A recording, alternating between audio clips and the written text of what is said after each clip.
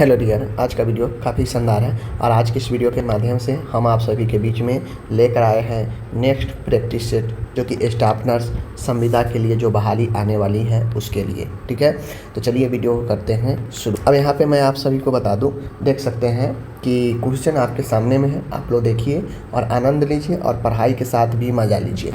चलिए करते हैं शुरू। मान गए एक गर्भवती महिला है, ठीक है ना, रात को उसको पैरों में ऐंठन और दर्द होता है। ठीक है, क्या सलाह देनी चाहिए? मतलब समझिए, एक गर्भवती महिला है, अचानक से उसको जो है रात में पैर में ऐंठन होने लगा और दर्द होने लगा, तो क्या सलाह देंगे? पैर के पंजा को ऊपर की ओर खींचने वाली एक्सरसाइज करें, पूरी तरह बेड रेस्ट करना, कंप्रेशन स्टॉकिंग्स पहनना, ऊपर दिए गए सभी। तो ऐसे हालात में जब रात में पैर में ऐंठन और दर्द होने लगे, तो रात में तो आदमी सोता ही रहता है ना, उस समय अगर होने लगे तो जो पैर के पंजा है उसको ऊपर की तरफ खींचने वाली एक्सरसाइज करें। ठीक है ना, डॉर्सिफ्लेक्शन एक्सरसाइज करें। ठीक है।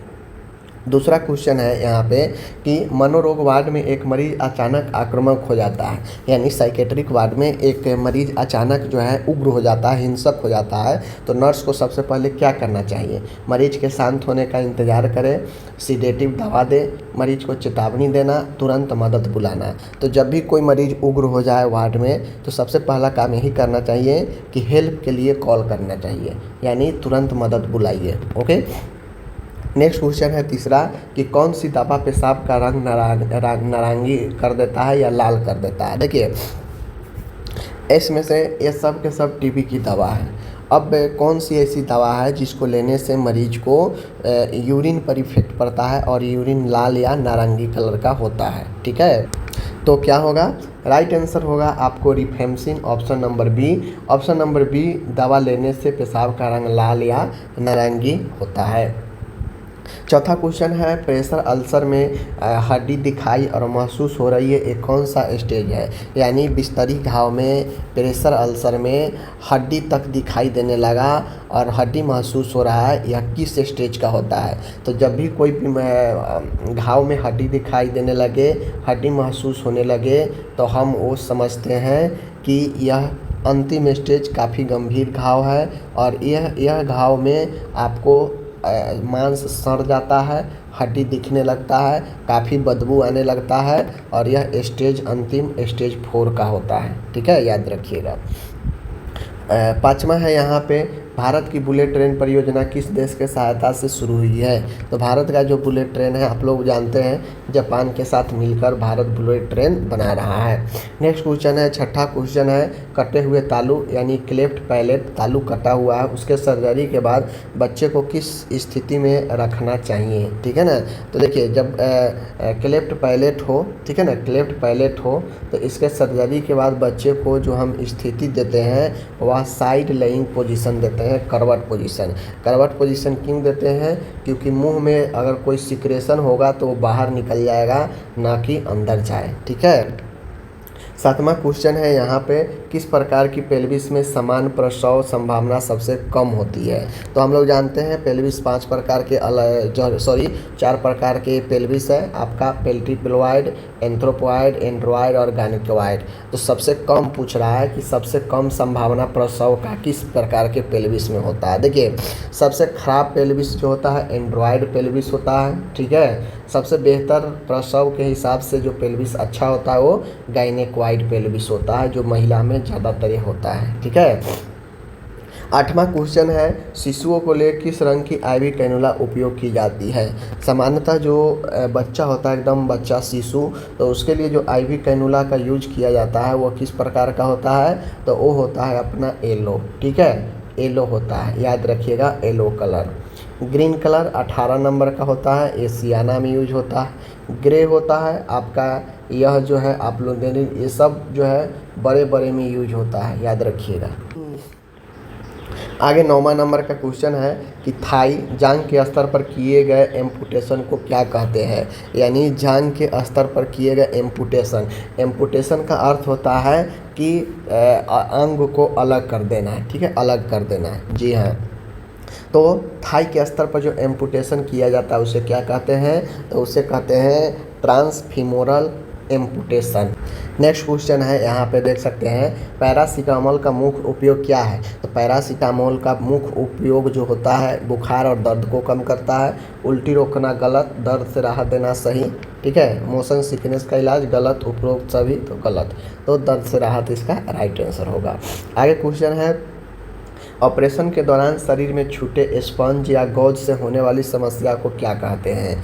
ठीक है, क्या कहते हैं, तो मान गए यहाँ पे देख लीजिए, कहता है ऑपरेशन के दौरान शरीर में छूटे स्पंज या गौज से होने वाली समस्या को क्या कहते हैं। सर्जिकल हेमोस्टैटिक सिंड्रोम, गॉजपिसोबोमा और इडियोपैथिक नेक्रोसिस, गॉजपिसीय हिस्टम। तो इसका राइट आंसर जो होता है सर्जिकल हेमोस्टैटिक सिंड्रोम होता है। ठीक है, याद रखिएगा। आगे हमारा नंबर है कि बढ़े हुए आईसीपी का कौन सा लक्षण नहीं है। तो बढ़े हुए इंट्राक्रैनियल प्रेशर का लक्षण कौन सा नहीं होता है। जिम में चलना, उल्टी होना, चिड़चिड़ापन होना, पल्स प्रेशर कम होना। देखिए, जब व्यक्ति को आईसीपी लेवल बढ़ता है तो ब्रेन में क्या होता है, दबाव महसूस होता है। ठीक है, इंट्राक्रैनियल प्रेशर बढ़ने से हेडेक होता है, ब्रेन का जो मूवमेंट होता है वो गड़बड़ा जाता है। तो जिम में चलना, उल्टी होना, चिड़चिड़ापन होना आम बात है, लेकिन पल्स प्रेशर कम हो जाएगा, एक कोई मतलब नहीं बनता है इससे। नेक्स्ट क्वेश्चन है, सूर्य से तीसरा ग्रह कौन सा है। क्वेश्चन पूछ रहा है सूर्य से तीसरा ग्रह कौन सा है, जीके का है, देख लीजिए। 14 नंबर का क्वेश्चन है, यहाँ पे वयस्क मरीज में ईटी ट्यूब सक्शन के लिए समान सक्शन प्रेशर कितना होता है। ध्यान दीजिएगा, वयस्क शरीर में ईटी ट्यूब सक्शन अगर आप करते हैं तो समान सक्शन प्रेशर कितना देना चाहिए। तो राइट आंसर 100 से 120 mmHg। ठीक है ना, या अगर किसी को ईटी ट्यूब लगा है तो उसको सक्शन करने का ये प्रेशर होता है जो सक्शन के द्वारा किया जाता है। ठीक है, यूनाइटेड किंगडम की मुद्रा क्या है। तो यूनाइटेड किंगडम की मुद्रा होती है पाउंड, जो कि डॉलर से भी महंगा होता है। नेक्स्ट क्वेश्चन है, यहाँ पे कह रहा है भारत को राफेल लड़ाकू विमान किस देश ने दिए। तो भारत को भाई राफेल लड़ाकू विमान फ्रांस से आता है, आप लोगों को पता है। नेक्स्ट है 17 नंबर, इस्तेमाल की गई नई एनजी ट्यूब को किस रंग के बायोमेडिकल वेस्ट बैग में फेंका जाता है। यानी एनजी ट्यूब होता है प्लास्टिक का, तो इसको हम किस रंग के बायोमेडिकल वेस्ट में फेंकेंगे। तो ऑप्शन नंबर बी, लाल रंग के, याद रखिएगा। ठीक है, 18 है यहाँ पे, ड्रग एलर्जी टेस्ट के लिए इंट्राडर्मल रूट का उपयोग क्यों किया जाता है। यानी हम किसी ड्रग के एलर्जी का टेस्ट करते हैं तो उसको त्वचा के नीचे हम थोड़ा सा इंजेक्ट करते हैं और थोड़ा देर वेट करते हैं। तो यह क्यों करते हैं, दवा का अवशोषण धीरे धीरे होता है, दवा देना आसान होता है, ठीक है, कम दर्द होता है, ऊपर दिए गए सभी। तो देखिए इसका राइट आंसर होगा ऑप्शन नंबर, दवा देना आसान होता है। मान लीजिए आप एलर्जी टेस्ट कर लिए, ठीक है, पेशेंट को कोई एलर्जी नहीं हुआ तो उससे आपको दवा देना आसान हो जाएगा। ठीक है, आप आराम से दे सकते हैं। मान लीजिए आप एलर्जी टेस्ट नहीं किए, डायरेक्ट आप पूरा पुश कर दिए और हो सके मरीज को उससे एलर्जी हो जाए तो समस्या होगा। तो इसलिए दवा देना आसान होता है, उससे पहले हम एलर्जी टेस्ट करते हैं। 19 है, कौन सी वैक्सीन फ्रीज में नहीं रखनी चाहिए। देखिए आपके पास ये 4 ऑप्शन है, ठीक है, आप लोग कमेंट करके बताइए, ओपीवी, खसरा, डीपीटी, एमएमआर। तो इसका राइट आंसर क्या होगा, डीपीटी। ठीक है, ऑप्शन नंबर सी। आगे है 20 नंबर है, मर्फी साइन किस बीमारी में पॉजिटिव होता है। तो मर्फी साइन किस बीमारी में पॉजिटिव होता है, लीवर अब्सेस, ठीक है, लीवर अब्सेस, स्प्लेनोमेगली, पेरिटोनाइटिस, एक्यूट कोलिसाइटिस। तो मर्फी साइन जो होता है एक्यूट कोलिसिस्टाइटिस में होता है, ये ऑप्शन याद रखिएगा, डी नंबर। 21 नंबर है, ऑपरेशन से पहले नेल पॉलिश क्यों हटाई जाती है। तो ऑपरेशन से पहले नेल पॉलिश हटाने का मुख्य कारण क्लबिंग देखने के लिए और साइनोसिस पहचानने के लिए। ठीक है, तो ये ऑप्शन नंबर सी होगा, ए और बी दोनों सही। 22 नंबर का क्वेश्चन है, किस गैस की गंध तीखी होती है, अधिक तीखी होती है। सेवोफ्लूरेन, आइसोफ्लूरेन, दोनों समान या बेंजी।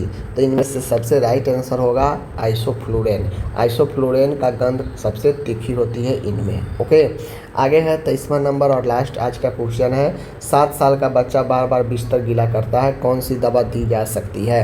तो 7 साल के एक बच्चा है, वह बार बार बिस्तर गीला कर रहा है, तो इसके लिए जो हम दवा देंगे वह देंगे desmopressin. Option number A, desmopressin, याद रखिएगा। ठीक है, तो देखिए आज मैंने आप सभी के क्वेश्चन यहाँ पे 23 कराया। और देखिए ये कुछ इसमें जीके का 2-4 क्वेश्चन इसलिए आ जा रहा है क्योंकि ये सारा क्वेश्चन मैं कहीं से न कहीं से किसी न किसी एग्ज़ाम के करा रहा हूँ, तो इसलिए उस एग्ज़ाम में पूछा गया है, कुछ पार्ट पूछा जाता है जनरल नॉलेज का, तो इसलिए वो आ जा रहा है। ठीक है, तो आप लोग को भी 2-4 देख लेना चाहिए, कोई दिक्कत नहीं है। ठीक है, चलिए मिलते हैं नेक्स्ट वीडियो के साथ। धन्यवाद।